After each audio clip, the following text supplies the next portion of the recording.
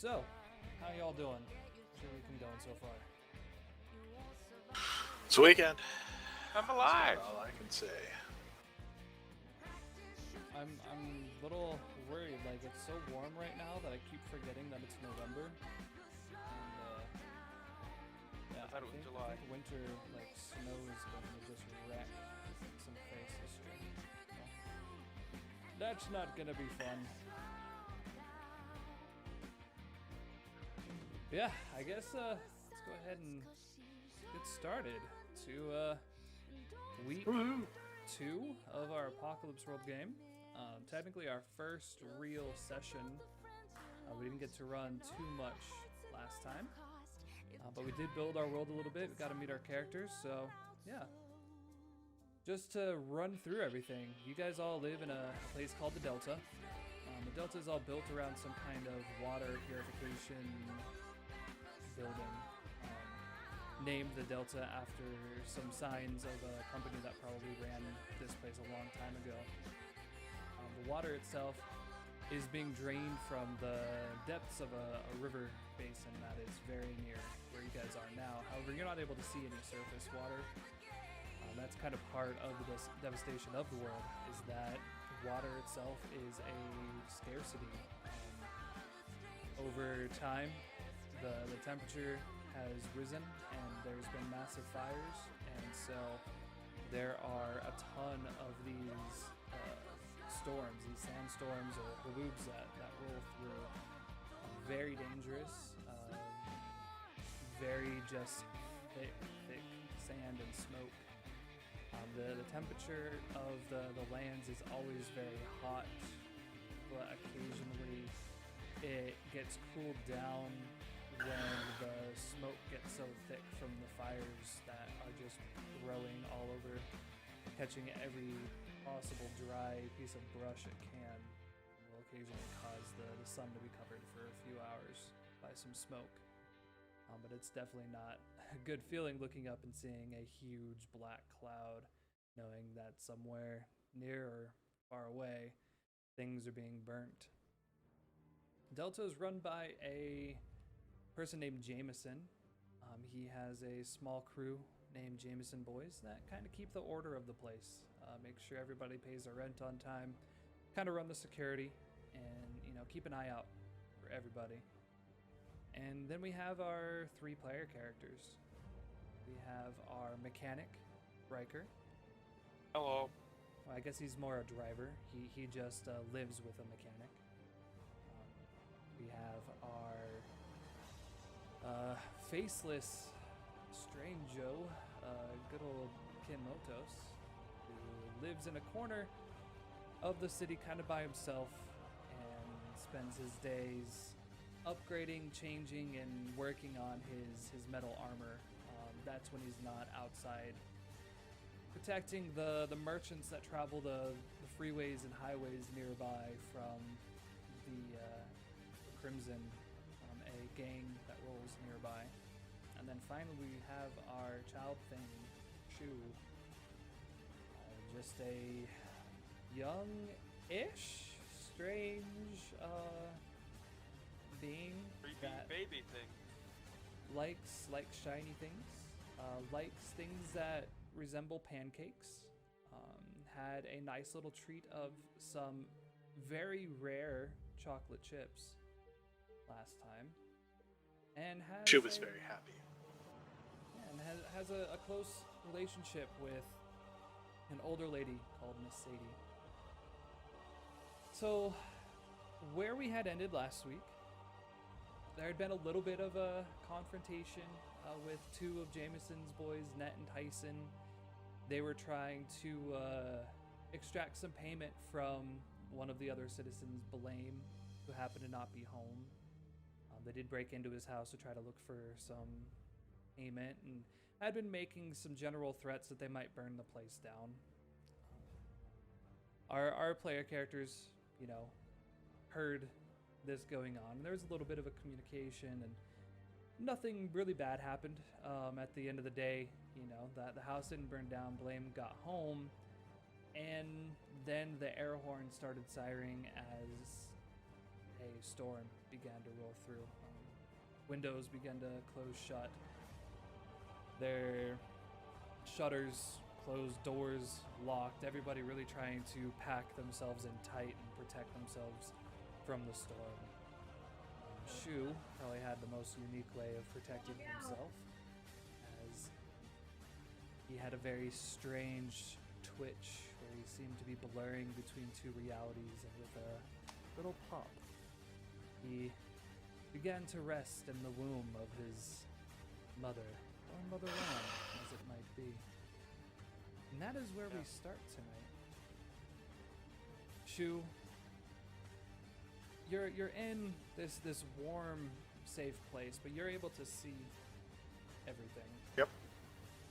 And you see the storm start rolling in, and within a few minutes, the sand, as you've seen many times before, becomes completely impossible to see through. It's swirling in all directions. There's these mini tornadoes or sandstorm tornado type things that roll through. But you notice that there's something being carried, something being carried on the wind. What is it? Music. What kind of music? Very strange. Like Shoo knows guitars, and Shoo knows horns, but this is different. It's kind of, it's almost like a howl, but almost like a moan at the same time. Shoo doesn't really understand it. Kind of like a guttural, like monk kind of sounds, monk prayer type sounds, or... Yeah. And is this the sound that you've heard before? No. No, Shoo does not know this sound.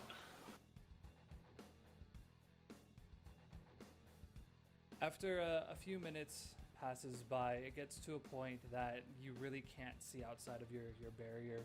You just kind of feel the vibrations of winds going by, but this sound kind of rises and falls, and there are points that it feels like it circles around you and then kind of disappears off in the distance, almost like it's being literally, carried on top of these moving tornado type things that are rolling through.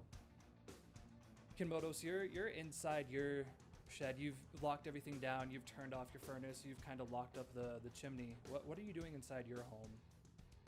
And let's actually, while you're doing that, let's show you our house, our place of living. I mostly am just kind of organizing my place. Yeah, what's your most recent You've been able to recover some components from the gang when you're out there, and recently you had gone through and taken out one of their leaders, and during that session you're able to bring home some things that you've been working on for yourself. What was it? Well, the bulk of it was just like some scrap weapons and stuff that I've been melting down, and but one of the more interesting things was I'm not sure how to describe it. It's a weird object that I don't know what its purpose is. Yeah, what does it look like? It came inside one of the vehicles, right? You had to go into the dash and kind of rip it out, right? And then you brought it home. Like, tell me what's the kind of design of it? It's pretty square in nature, but it's shiny on one side of it, and the rest of it's like a different type of material that's like enclosing something.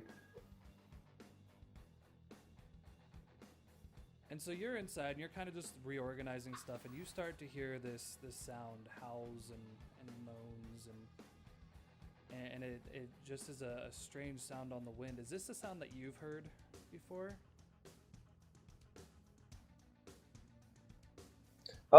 It's pretty rare, but yeah. Mm-hmm. And do you recognize it as being a threat, just a common occurrence, a part of nature? I haven't really been able to figure that out yet. It seems to only happen during some of the worst storms, Mm-hmm. but the storms are also either very short-lived or um, they they don't tend to drag on for a huge amount of time. Yeah, since you guys are closer to the coast, do you realize that by the time the storms are reaching you, they've begun to lose some of their power? The storms really start building up further to kind of the north and to the west, building a lot of their wind from the mountains that are out there. And so by the time they're being pushed to where you guys are, which is fairly far towards where the coastline would have been, they've started to lose their power, and eventually they just get over the coast where literally the bottom drops out because it gets over to the point where the water line is so low it loses the power and kind of disperses. But you have you kind of have a personal connection to the sound. What is it?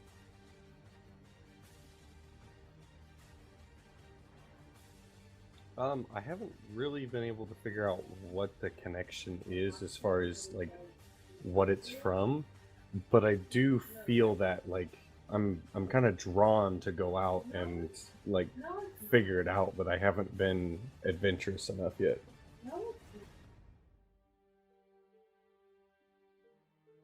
And Riker, you've been able to get back to the garage, and you're hanging out there with Pitbull. And Pitbull has one of the Jameson boys' Jeeps in there. They have like 3 or 4 of these pretty standard 4x4s, all fixed up on rebar all over the windows and all kind of sleeked down with some kind of black, like maybe tar had been put on it, kind of dyed that way. It doesn't look like paint, but they're trying to like darken it. And he's in there underneath the engine, pulling some stuff away, and he's kind of talking about your latest trip, where he had sent you out to go get something for some of these vehicles and bring it back. What was it? I went out and got some air filters. Yeah, tell us a little bit how he really puts your vehicle and all these other vehicles to be able to withstand, just being in this dry, sandy kind of area. These vehicles, they because it runs so dry, they need a lot of air to go through them. So they have the air filters are mounted on the front. So it's just kind of the air is forced in giant air filters to keep out the dust and everything.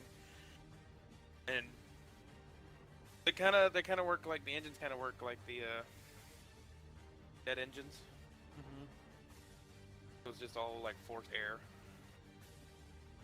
Yeah. I mean, you've actually had a few encounters because like driving in a storm, the filters are gonna last for a few minutes before they die. So you've had a few of these encounters where you gunning it, trying to race around these storms and get back to your place. I mean, he starts kind of just going through his normal routine. Hand me the wrench, all of that, and like, oh yeah, I think. What was his name? Yeah, Xavier.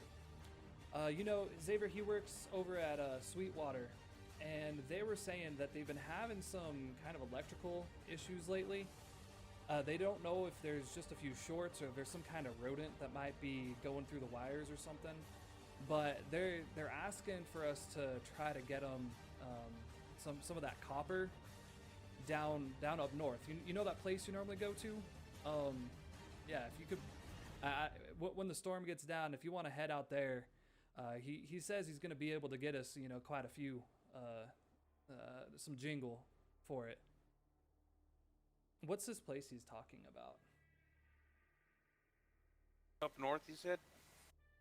Yeah.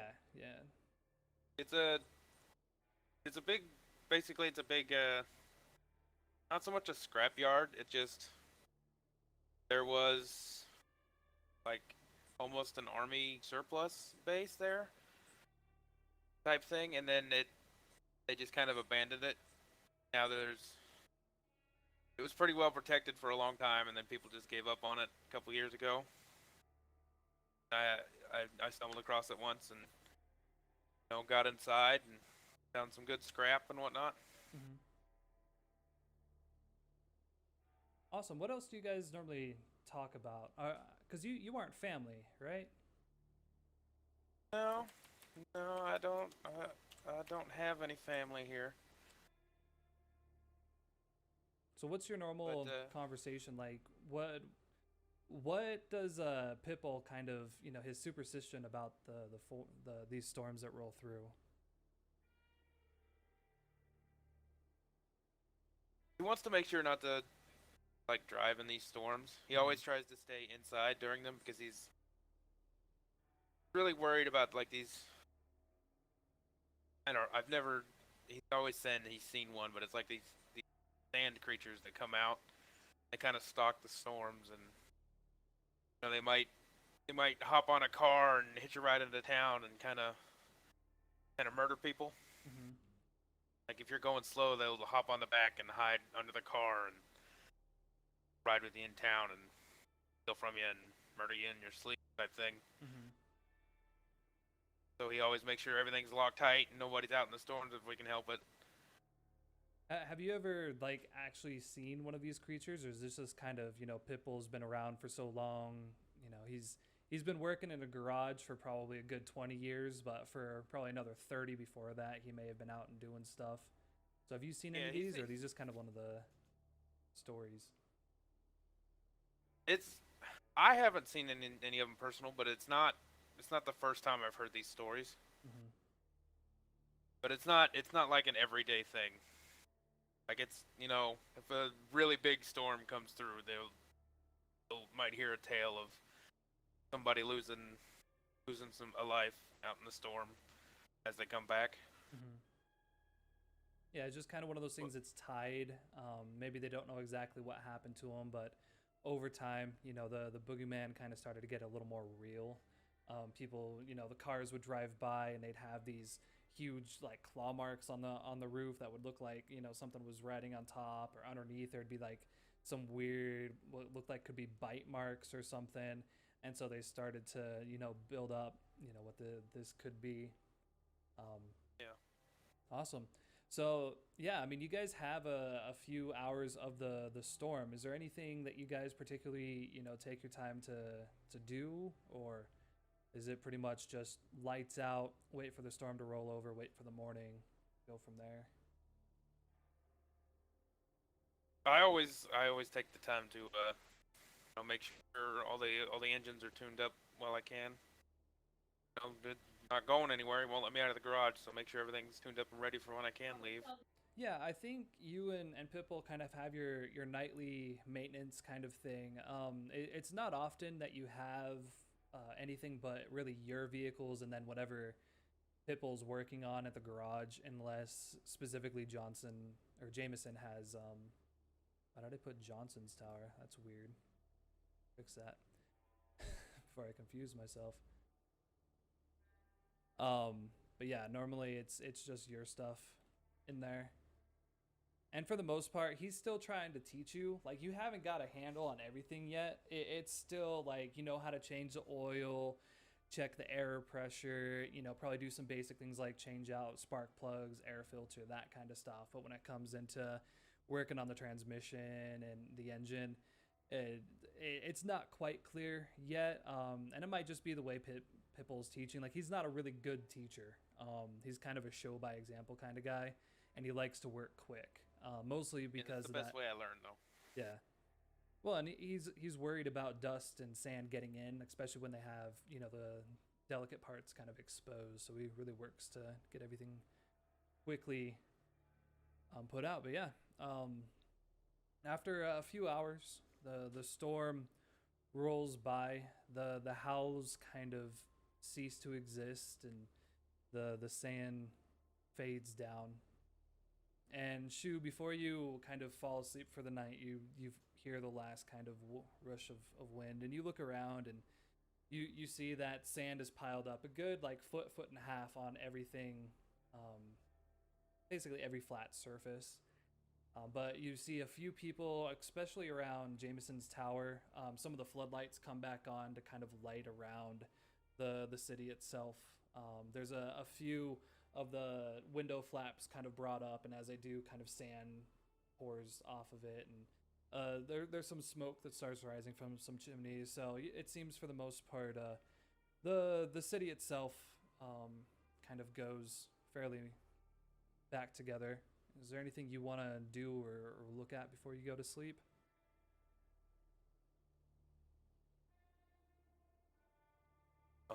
I'll go out and check the window shutters and all that. Oh, sorry, I was talking to Shoo. Oh, No, sorry, Shoo's just gonna go to sleep. I moved a chair so I didn't hear you. Yeah, no, She's just ready to curl up and. yeah, rest in the womb. Awesome. Yeah, you go out, Ryker, and it's fine. Again, the junkyard has a lot of, you can tell you're probably going to spend some time sweeping off the things that you need, but the stuff that you have out here is really just stuff that's okay to get sand in. You have air pressure machines and stuff inside the garage that you can spray it all out. But you're able to pop them up and everything seems to be okay. Like I said, you see the same thing, a few floodlights coming on Jameson's Tower. A few people kind of open their shutters as well. Light shows from there. Smoke kind of rises up, and it seems like the place kind of goes back in order. You probably where you're standing, you probably see a few of Jameson's guys head out to the gate nearest you, the small entrance. That's more for the smaller cars, the Jeeps, and then there's a larger entrance that's a little bit further down the fence for the bigger semi kind of transport vehicles. So they're kind of taking their positions back out there to watch for the night. And so you guys kind of do your rest, and who would be the first to wake in the morning?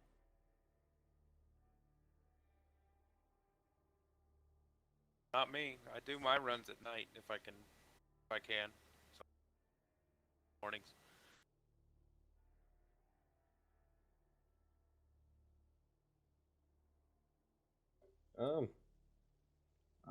I'm not usually the earliest to rise, but I do get up fairly early.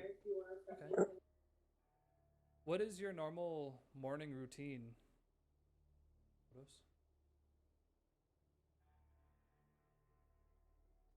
For the most part, after having a nice ability to kind of organize everything at night, I don't really have to do much this particular morning, so I'm actually up technically earlier because I don't have as much of organizing my stuff in the house.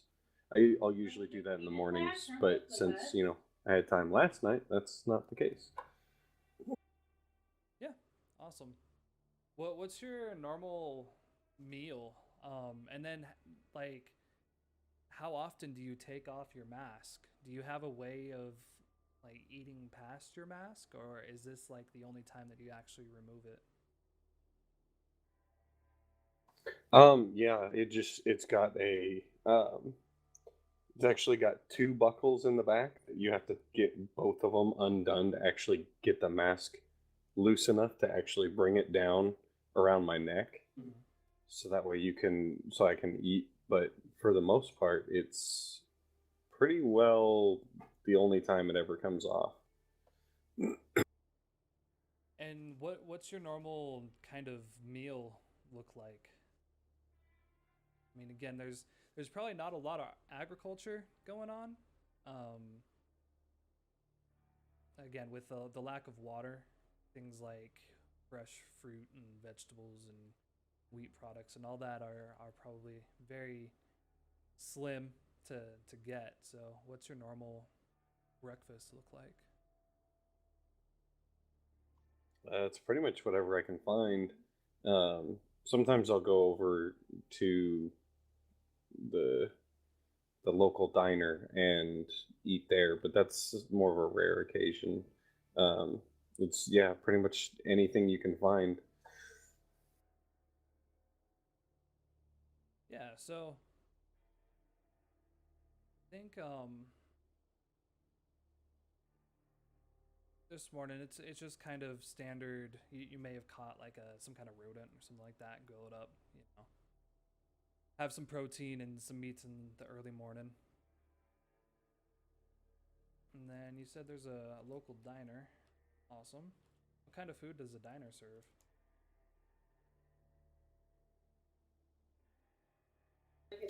They've actually got some decent stuff there. The cook's quite good. Shoo had pancakes right next to that place. Sweet. Well, that would mean it's right up here.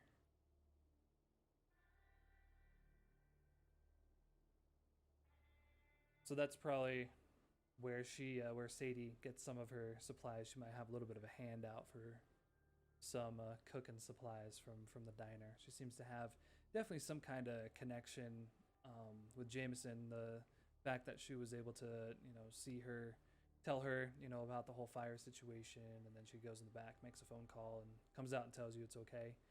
But yeah, Shoo, you wake up and Blame's house is still there. It's Always good. dark, like there hasn't been any lights turned on, but you see the RV is still parked.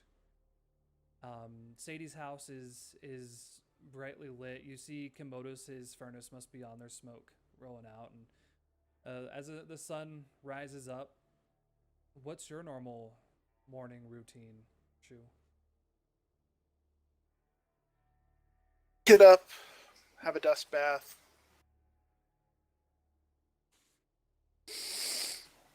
Run around, see if there's anything interesting going on. Yeah, do you have any like favorite places to look at? Well, I try not to get into Jameson's way too much. But, every now and again there's shiny things. Mm-hmm.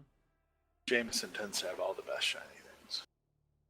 Yeah, I mean, you know the layout of the town better than anyone else, and I mean you have your secret passages and all of that stuff. But I mean, what you guys kind of see if you were walking around your town is, I mean, hopefully you all see where your homes are. You have Kinmotus over here, and you have the garage over there. So you have Jameson's Tower, which is like a 2, maybe 3-story building.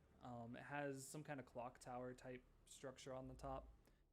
Next to it is some kind of barracks garage type deal where most of his guys hang out.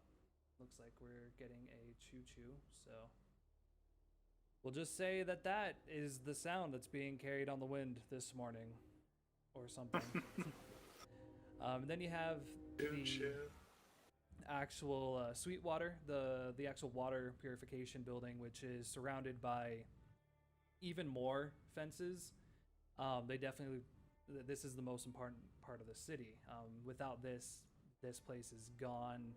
You would lose access to your water. Everybody would lose access. It's just very highly secured. And then you have a few rows of some very basic houses. Some of them more shingles, sheet metal, kind of just whatever you could put together, than others. Sadie definitely looks like she was able to find one of the, like a portable home kind of deal. And so it looks nice. Like it has a front porch on it. It's kind of still has a little bit of the paint left on the outside. So it looks the newest than the rest of them.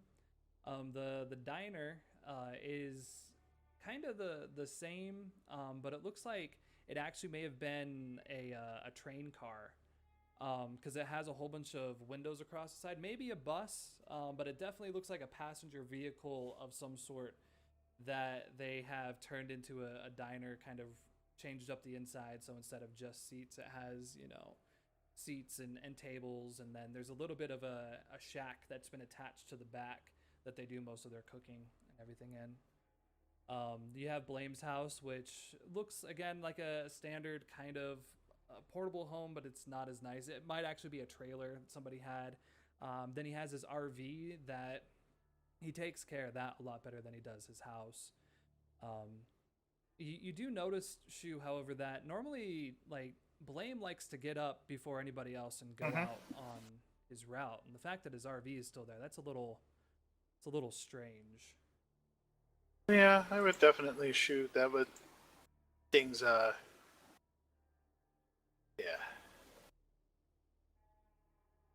It gets, things out of the ordinary attract Shoo. Yeah, this is definitely you recognize that Blame likes to get shinies too. You've been able to get a lot of cool stuff from Blame's house. I think Ryker, you would probably know the most about Blame because you've traveled with him a few times. But he's one of the few explorers still. He likes to kind of go out on these long trips, hit up some of the more like bigger abandoned cities and see what he can find. He really is fascinated with art and color because there's not a lot of like paint left, mostly because it's all dried out. So anything that has, even a touch of color, he likes to bring home. But yeah, so Shoo, what are you up to? Are you heading over to Blame's house? Or are you using a secret passage to get in?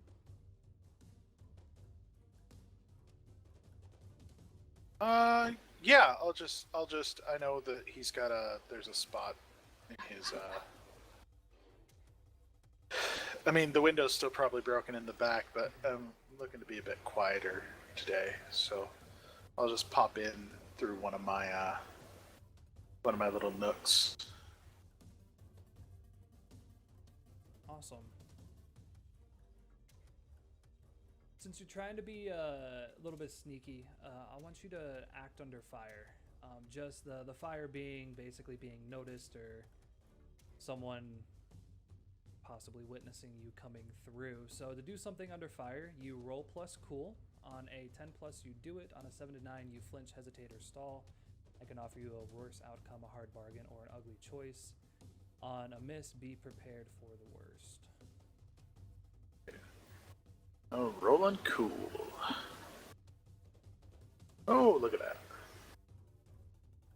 Yeah, so you start going up to kind of crawl through this little barricade. You have probably in like a back closet somewhere found this little hole to get through. Mm-hmm.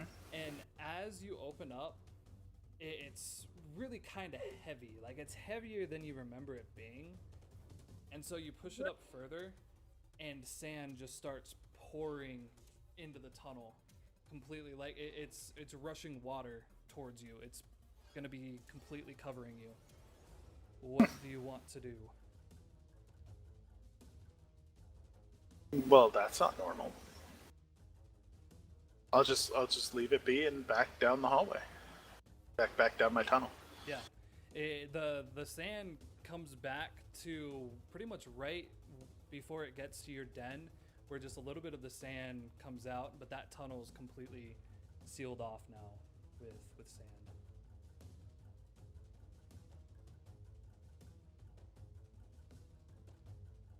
Tell us a little bit more of like the layout of your den, because you took remind us of what your den kind of looks like from what you selected from the options there.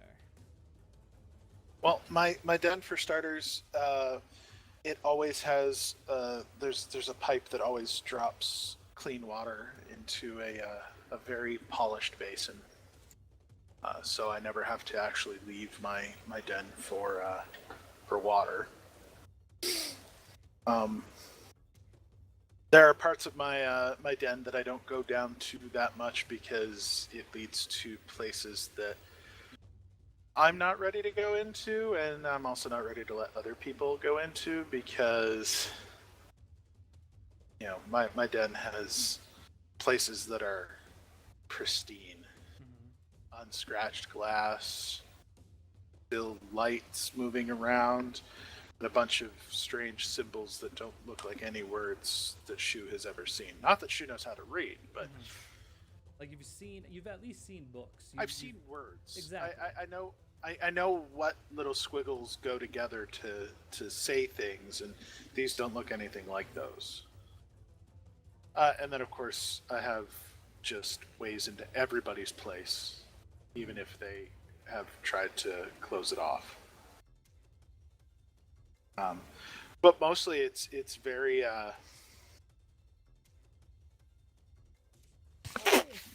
about that. Mostly it's very sparse. I don't keep a lot of stuff down here. I've got my little trove of shinies in a box. And then I've got some big dried grasses that I've found that I use as a place to sleep. But I've got my cuddy and I've got my sticky, and I mean that's really all I need. Yeah, and you probably don't use this that much during like the nighttime. You have your own little, safe space to. Oh yeah, this is my get around. This is where, yeah, this is my den. This is where I come when I'm frightened, when I'm scared, which doesn't happen very often, or when I just need to get away from all the big people. Because I tend to, when it's nice outside, I sleep on rooftops or behind boxes. If I know somebody's out, I might sleep in their house, that kind of thing. Yeah. Awesome. Well, you get back to your little den and you have a few moments to ponder what you're doing. Ryker, it's the morning for you. You've awoken. Pitbull is not a good cook, but he tries. Yeah, he does. He was able to I think during one of your runs you were able to get some old like army rations and stuff, and so some days he does a little bit too much water, and so you're eating like some super soggy stuff, and other days a little too less water, and so it's really kind of hard and crispy. So he's up and doing his cooking thing. Do you normally hang out and take his food, or do you go elsewhere for your breakfast? I might take some with me, but I'm not gonna really eat it. Okay. So I'll go. There's like a little kind of garden down in a back little alleyway that I like to go and sit in, and I make rice cakes and I eat them. So tell us like how you're doing this. So basically there's no free running water up above. Like most of the water is either going to be something you get from like a bucket from a tap from Sweetwater, and so the garden itself is probably closer to like a rock garden.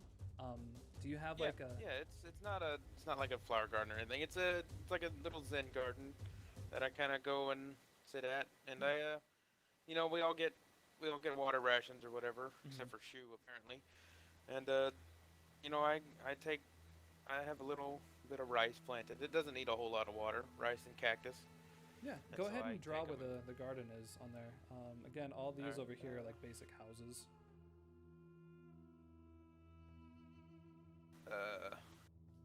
It's over back in this corner here, up behind the diner and everything. Kind of Okay. looks out into the desert and whatnot, and it's not much of a garden. There's a few rocks around and maybe a bench. You can tell it used to be maybe a greenhouse or something, but not anymore. And I just kind of go there and I sit and water this little couple flower pots I have hidden away with, some rice and a cactus.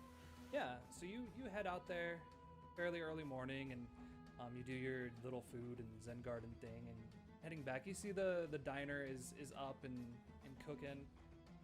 There's a few people in there.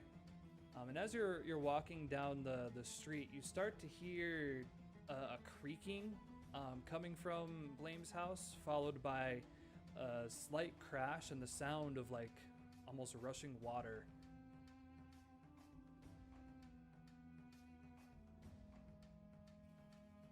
Well, that's never good.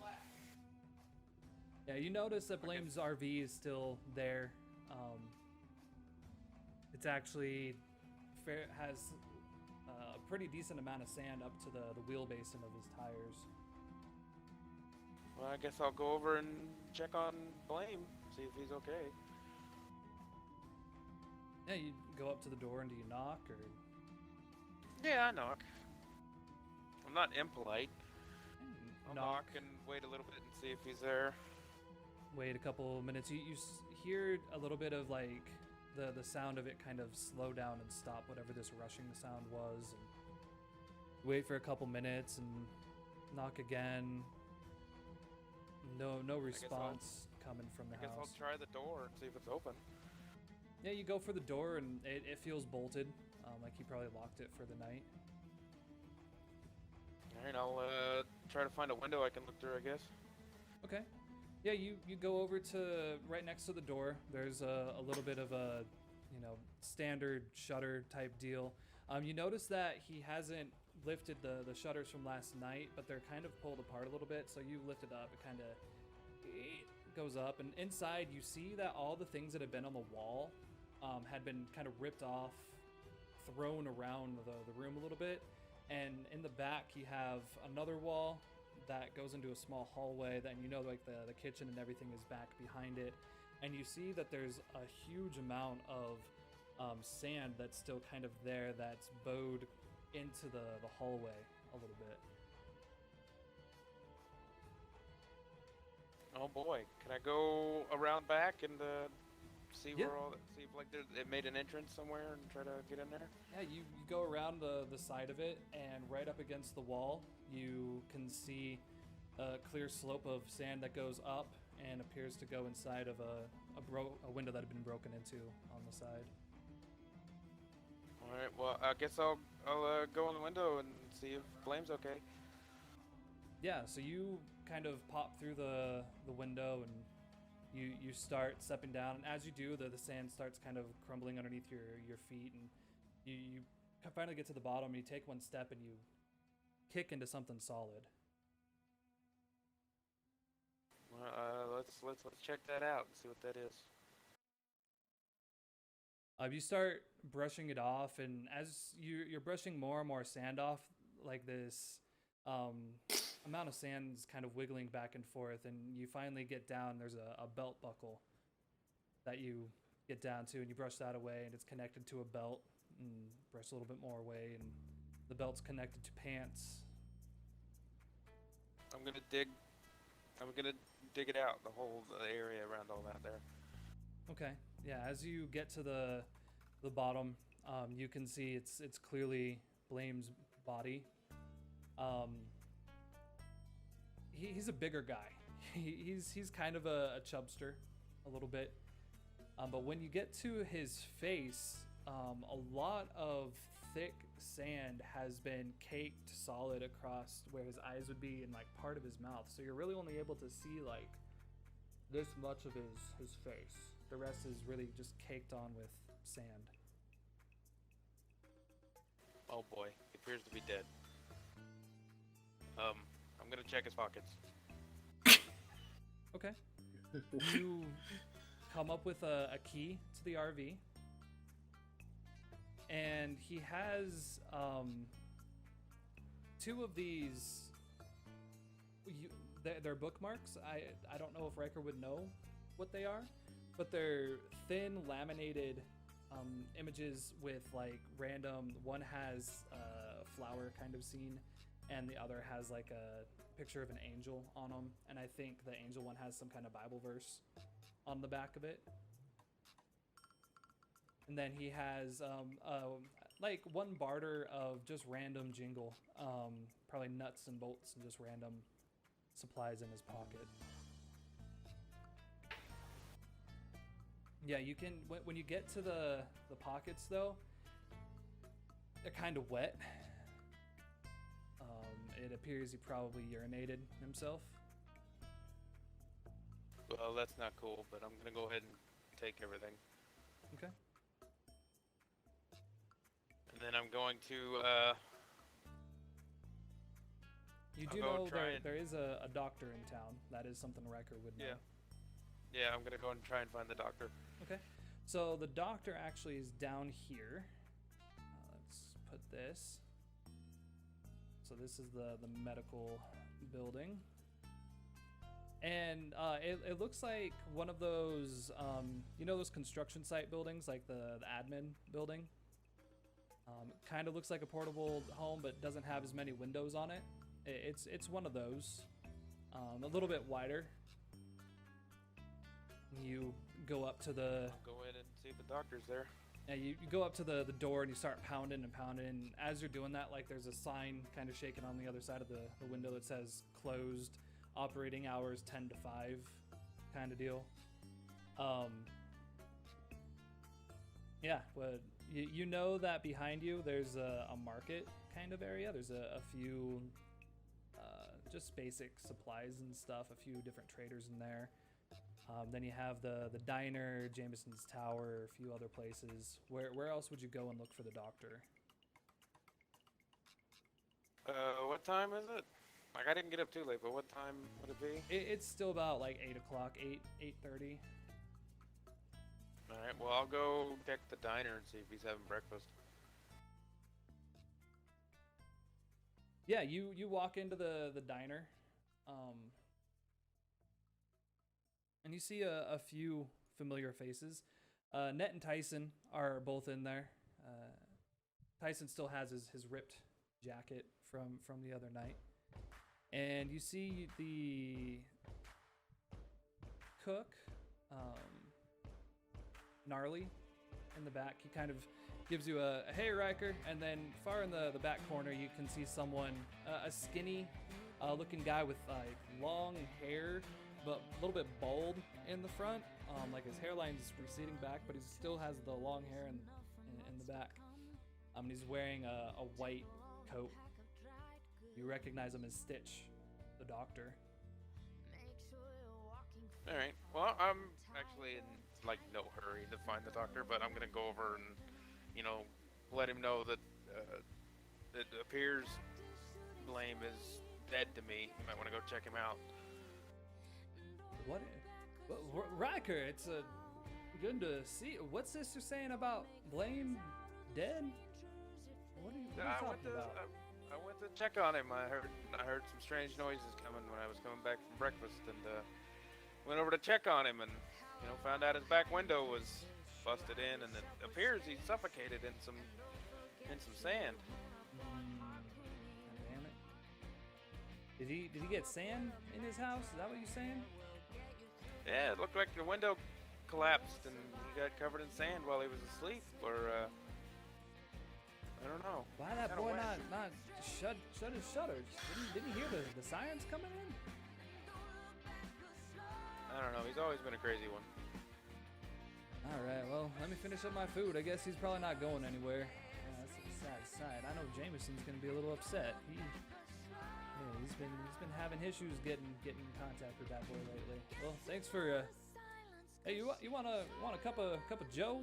Hey, they got that nice tar stuff back there. It'd clear you out real good if you haven't had to use the facilities as of late. No, thank you. I'm gonna head back to Blame's. I'll meet you there. All right. I'll be there in a bit. I'm gonna go and check out the RV while I'm waiting on the dock. Okay.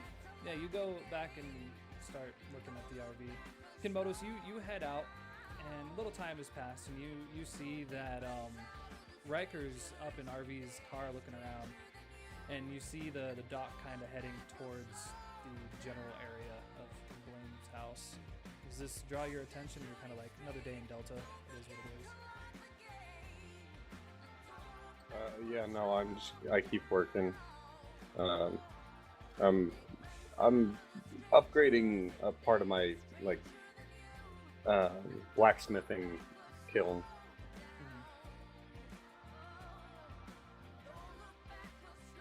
By this time, you've crawled out of your little den as well, Shoo. You see the same thing going on.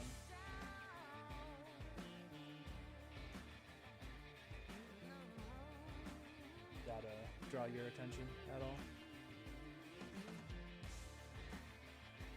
Shoo? Yeah. Sorry, I was braining. Flutters. Shoo flutters sometimes. Oh yeah, commotion. It's like now I can come in and see what's up with Blaine's house, because wow, sand.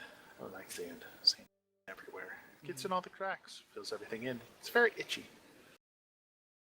Yeah, you kind of crawl out of your place. You get up on some roof, and you're looking down the main street that kind of leads to Blame's house, and you see the doctor Stitch rolling through his white jacket, and he has two of Jameson's guys with him, and they go over, and one of the guy brings out this large keychain full of probably 10 or 15 keys on it, and he starts flipping through it and shaking his head a little bit, and opens the door, lets the doctor go through, and all three of them go off inside. I would love to have that key ring, but I don't need it. I just like it because it jingles.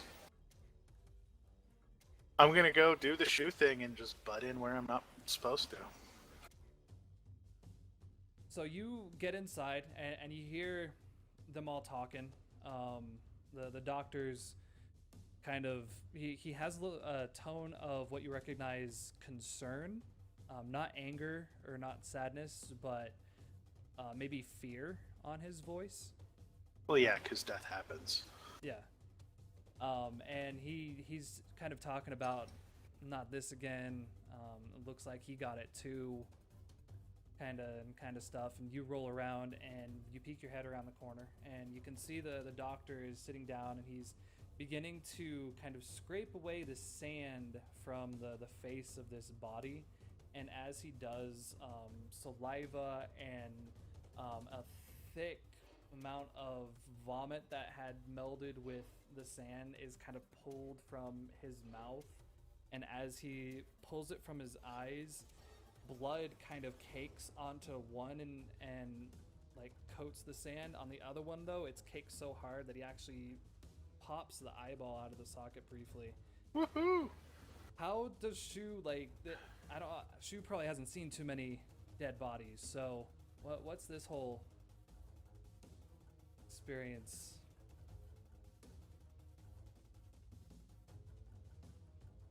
Wow. Never seen an eyeball pop like that. What happened to Blame? Stitch kind of looks. Shoo, what are you doing in here, little one? This is not. He kind of tries to move himself over in front of the face. Shoo, this isn't good for you to be looking at. This is Blame got hurt. You can tell he hasn't had much experience with children, so he's trying to find a good way to talk to you about death, but is really trying But I already kept him from getting hurt last night. Miss Sadie made the call. What are you on about? Jameson wanted rent or protection or whatever it was. I took they said they were going to burn his house down, so I took his stuff. I gave it to Miss Sadie, and she gave it back to him after he arrived last night. Is he dead because of me? Did I do it? Did you break the window? No. That was big guy. You can tell he's got some on his elbow still. The Then bloody you spot. do this. No. This was not you, Shoo. Okay, but I brought Blaine home last night. It was my fault. As if Miss Sadie hadn't had to call him because they were going to burn his house down, then he wouldn't have been here, and then the sand wouldn't have gotten in and wouldn't have gotten him. He would have been sleeping in his RV. He would have been fine. I think Blame was probably Blame had a long life. We all have a point in our life where the sand's gonna put us to sleep too. Did his colors make it? Blame liked colors. Colors. I made sure he got his colors off his wall. He kind of is looking around, and You had brought them back in a box, right? There was also a box. I brought them and the box back. Yeah, there's stuff all over. Like, if he had put it back on their wall, it's possible they got mixed up. But pretty much everything on the wall seems to have been ripped off by the wind and thrown on the floor. As you're talking, you kind of hear some heavy footsteps of a larger, kind of basketball-style looking, like really tall, skinny, but muscular guy walks out. You recognize him as Bunker, and he's kind of one of the higher-ups of Jameson's gangs. He's the guy with the keychain. You see it's buckled to his pants now. And oh, hey, little one. This is not a place for you. This could really hurt your brain if you see too much of this. It's best you probably skedaddle out of here. You don't want to be all mean like you know those big guys that probably here last night. You don't want to be mean like them now, do you? No, but Blame's colors should be picked up. I'm gonna pick up his colors, and I'm gonna start sifting through the sand for any of his artwork. Yeah, luckily the sand didn't get too much into the living room, just the wind. So you're able to come across the 3 paintings. I think it was red, green, and blue. All kind of sheets of paper with the circle on them. They have an extra rip on them now. It looks like he probably hung them up and then they got ripped off. Torn back down, yeah. Yeah, and then you find things like random... you probably wouldn't... Shoo wouldn't know what they are, but they're diplomas of different people. So there's some from a lot of different universities of South America. So I'm not familiar with them, but that's where they all seem to be coming from. Do I also find the little box? You don't, but you might have a good idea where to look. It's probably back where it was before. Oh yeah, but I know that there's an alarm this time. Yeah, there is. As you're doing that, adults are silly. They repeat themselves all the time. Indeed, they like repetition. The other Jameson guy goes into the bedroom and pulls out a blanket and lays the blanket over the body, and then they proceed. Is he cold? Is that why you're putting a blanket on him? Is he cold? Bunker kind of leans out. No, this is what we do to honor those that pass away. You see, Blame has no longer any way of providing decency to himself. Do you know that word, decency, or being decent? Oh, yeah. If I run around without shorts on, I get told I'm not decent. So Be decent. Blame has no way of kind of covering himself so that he doesn't scare anyone else that might come by or possibly make them sick. So to honor our dead, we cover them with a sheet so that people can recognize that this person has passed, but they don't have to see all the gory details. Okay. Well, we have to take him out of here now. If he stays around too long, you remember those rats in the alleyway? It got really, really stinky. Oh yeah. Yeah, Blame's gonna start smelling like that, so we gotta take him over to Doc's house. You gonna be okay out here by yourself? Oh yeah, I just got his colors. Okay, I think he'd be okay having those, but Blame's not gonna be here to protect his stuff, so it'd be good to honor his home, honor his memories. Okay. All right, little man, you run off now, and he goes back and starts trying to pull the body together so they can pick it up and haul it away. And as Stitch walks by, he tries to reach out his hand to pat you on the shoulder, again, awkward. I think this is what you do to kids kind of thing. Do you let him? I just kind of look funny at him, and it's like a half grin, half feral wolf kind of look. I could bite you, but I'm not going to. Yeah, you see him have a mirrored reflection of the same, where he kind of tilts his head and has a little bit of a grin, but also fear of, I don't know what you are exactly, but I'm trying to be nice and cordial. And they head out. Once they're gone, I'll go. Shoo's gonna go over to the desk and snip the alarm wire and then see if the box is there. Okay, perfect. Let's get back to that in a second. So Ryker, you're heading out. You're in the RV and you hear a little bit of a conversation, and you see Bunker and another Jameson guy carrying out the body covered in a white sheet, and the doctor is following behind. Do anything? I'm just gonna search the RV. Okay. See what's going on, and then I might take it back to the garage. All right.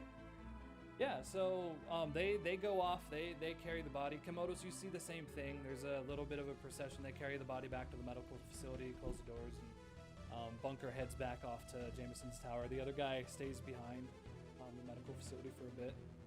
Yeah, as soon as I see him carrying Blame out of the house, I stop working and just kind of bow my head as they process. Okay. And then when they're done, I go back. Back working. Okay, sounds good. So yeah, Ryker, you're going through the house. Again, you're finding more clutter than anything valuable. But I think you find another barter of things that could probably be valuable. Probably like a lighter, one of those nice like metal engraved lighters. He has a case of writing utensils like pens and stuff that still have workable ink. So that's, worth a little bit. And then a lot of just paper stuff. He has some maps of places that you don't recognize, a lot of random books. I don't know if you would recognize any of the books, but he has everything from like biographies of presidents in the past to clearly fictional things with these strange cartoon characters and stuff on the front. He has a few like folding cards on it, and then a few like he actually has a thing that says registration in the glove box. You don't recognize what this is, but he actually still has the registration for the vehicle. It's registered to someone long dead. A pretty Can I change that? change that person being dead? No, I'm sorry. They died a long the time. registration on the name on the registration. Yeah, I mean, you don't recognize what this is exactly. You see that it says like RV has this weird number above like VIN. And so you can go through there and grab one of the pens and just like scratch it out and put yours on it if you want. Yeah, sure, I'll do that. Yeah, and you put Ryker, whatever your last name is, and you see down there's like some scratching. It looks like somebody made a whole bunch of weird designs that kind of resemble the letters. Like, would you recognize cursive? I don't think cursive is still a thing people do, but would you recognize what it is? I don't recognize, like, if it was sentences in cursive, but I recognize the signature. Okay, yeah, so you do like your signature over theirs, and like, have you come across registrations before? Do you have a general idea of what they are? I've seen a few out switching. I understand that, like, as like taking things apart, I've recognized the VIN numbers on things and like put two and two together and figured this means this belongs to this person. So it now belongs to me because my name's on it. I don't understand entirely how they work, but I know what they mean. Yeah, sounds good. So you're saying you want to start it up and drive it? Yeah, I'll start up and take it back to the garage. That way, we'll figure out what to do with it. Yeah, so you start it up and you start driving down this road, and as you do, Bunker kind of stops in the middle of the road and puts his hand up. Have you stop? All right, well, I'll stop. I'm gonna tell him I'm gonna take it back to the garage. That way you guys can come and do whatever. Okay. I just wanted to, we got to make sure everything's in order around here. So Ryker, I appreciate that. I didn't see it was you driving the reflection here. So yeah, go ahead, take it back. Let Pitbull know. Anything he finds on this, he should report back to Jameson. He's gonna want to try to get he's been late on some payments lately, so he's gonna want to recoup his losses a bit. So we'll be coming by a little bit later today to kind of go through and see what we can get. So make sure to let him know. Can do. I just drive away. Does a little bit of a nod and goes by. You can see he's wearing like some really tight blue jeans and cowboy boots and stuff, but he has like a fairly nice suit jacket on too. He carries himself with pride as he goes down. He kind of knows that he's one of the upper guys, but he's also you've never seen him as like an asshole. You've seen him get violent when needed, but he definitely is the old west kind of sheriff style guy. So you take it back there, and once you get to where the junkyard is, you pull it up, and you see the garage door opening, and Pitbull looks out, and he kind of squints a little bit, sees it's you, and kind of like waves you through, but you can tell he's concerned. Ryker, what are you doing with Blame's RV? He needs you to work on it? Blame's dead. What happened? He suffocated in some sand. One of his windows broke. Oh dear. Well, what's wrong with the vehicle? Nothing. I'm just bringing it by so it doesn't get, scavenged through. We'll leave it here. Jameson will either come pick it up later or something will happen to it. That's a good idea. It's good. We Do you gotta know when they're sort through it. doing they're doing the pass away for his body? Never bothered to ask. Well, damn it, boy. Sometimes I wonder about you. You seem all friendly with everybody. I mean, you've been out with Ryker. You're not showing any. Are you okay? Oh, I'm good. All right. Plenty to do. Plenty to do. Can't stand around mourning the dead if they're already dead. They can't help me any. Yeah, but I mean, we all gotta have friends sometimes, and sometimes you gotta feel for your friends. Yeah, he pulls a Jeep out and drives it up to the front gate and kind of leaves the keys in it, and as you bring the RV off to the side in a safe space, and yeah, you guys all kind of go back to your duty. The sun's kind of risen up to about probably 11:30ish now. And let's go ahead and take our first 5-minute break before you guys do what you're gonna do next. Sound good? Sounds good. All Sounds right. good. We'll be all right back.